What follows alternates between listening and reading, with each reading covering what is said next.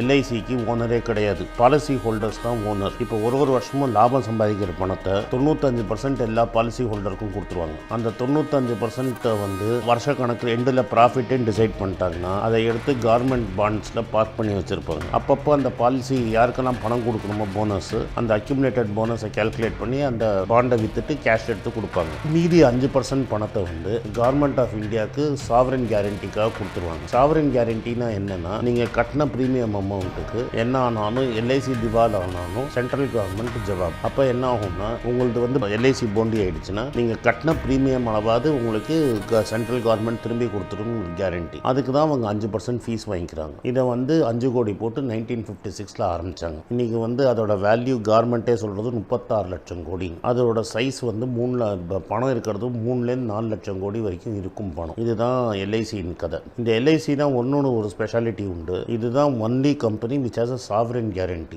இம்ப்ளிசிட்டாக sovereign வந்து சாவரன்னா central government, திவாலானா சென்ட்ரல் கவர்மெண்ட் ஜவாப்னு. இது மட்டும் இல்லாமல் இதில் இன்னொரு பெரிய அட்வான்டேஜ் என்னென்னா, இதில் டைரக்ட் எம்ப்ளாயீஸ் போய் வேலை செய்ய எல்லா பப்ளிக் செக்டர் யூனிட்லையும் வந்து டைரக்ட் எம்ப்ளாயீஸ் தான் வேலை செஞ்சு பிஸ்னஸ் கொண்டு வருவாங்க. அதனால தான் மந்த நிலை. இதில் எப்படின்னா ஒரு ஆர்மி ஆஃப் ஏஜென்ட் இருப்பாங்க. நான் கடைசியாக செக் பண்ணது 10 லட்சம் மேலே ஏஜென்ட் இருப்பாங்க. நீங்கள் யாராக இருந்தாலும் பார்த்தீங்கன்னா உங்கள் சொந்தக்காரங்களை இல்லாட்டா ஃப்ரெண்ட்ஸோட அப்பா அம்மா சொந்தக்காரங்க யாராவது ஒருத்தர் உங்கள் சர்க்கிள் ஆஃப் இன்ஃப்ளூயன்ஸில் ஒருத்தரோ 2 பேர் எல்ஐசி ஏஜென்ட்டாக இருப்பாங்க. அப்படி தான் எல்ஐசி பெனட்ரேட் பண்ணி ஒரு குக்கிராமம் வரைக்கும் இந்தியாவில் ஃபுல்லாக பெனட்ரேட் பண்ணி பிஸ்னஸ் பண்ணிகிட்ருக்கு. ப்ரைவேட் பிஸ்னஸ்லாம் வந்து 20 வருஷம் ஆனப்புறம் கூட எல்ஐசிக்கு 71% ஸ்டேக் இருக்குது. ஆனால் சமீப 6 வருஷமாக என்ன பண்ணிகிட்ருக்காங்கன்னா, எல்ஐசி வந்து இவங்க கவர்மெண்ட் வந்து 60 வருஷத்தில் எவ்வளோ இன்வெஸ்ட் பண்ணாங்களோ அது 5 வருஷத்துலேயே வந்து 6 கம்பெனிஸில் இன்வெஸ்ட் பண்ண வைக்கிறாங்க.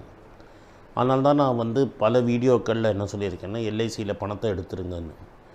ஜீவன் சரல்னு ஒரு பாலிசியில் சொன்ன அமௌண்ட்டை கொடுக்காம தகராறு பண்ணி ஒரு பாம்பே பேஸ்ட் என்ஜிஓ வந்து சுப்ரீம் கோர்ட் வரைக்கும் பெட்டிஷன் போட்டாங்க. அது மட்டும் இல்லாமல் ஒரு 4-5 பேர் கன்சியூமர் கோர்ட்டில் பெட்டிஷன் போட்டு சேர்மனை வர வச்சுட்டாங்க. சேர்மன் கோர்ட்டுக்கு வராமல் இருக்கிறதுக்காக இவங்க ஃபுல் பெனிஃபிட்டை செட்டில் பண்ணிட்டாங்க. ஸோ ஜீவன் சரல் நியாயமாக மக்களுக்கு சேர வேண்டிய பணத்தை கொடுக்காம எல்ஐசி ஏமாற்ற பார்த்தாங்க. அதுதான் ஃபஸ்ட்டு டைம் 56 அப்புறம் முதல் வாட்டி இதுதான் நடக்குது. அப்போலேருந்தே எனக்கு ஒரு அச்சம் உண்டு, இந்த கவர்மெண்ட் ஏதாவது பண்ணி எல்ஐசியை விற்க பார்ப்பாங்கன்னு. இப்போ இவங்க என்ன சொல்கிறாங்கன்னா, எல்ஐசியை நான் ஐபிஓ மூலமாக விற்பேங்கிறாங்க. ஒரு ஐபிஓனா ஒரு கம்பெனி வந்து முதல்ல ஒரு லிமிடெட் கம்பெனியாக இருந்தால் தான் நீங்கள் ஐபிஓவே போட முடியும். ஃபஸ்ட்டு இது ஒரு லிமிடெட் கம்பெனியே இல்லை. இது ஒரு ஆக்ட் ஆஃப் பார்லிமெண்ட்டால் க்ரியேட் பண்ணியிருக்கு. ஸோ திரும்பி நீங்கள் பார்லிமெண்ட்டில் போய் தான் இதை சரி பண்ண முடியும். அதை வந்து நீங்கள் மணி பில்லாக பாஸ் பண்ண முடியாது.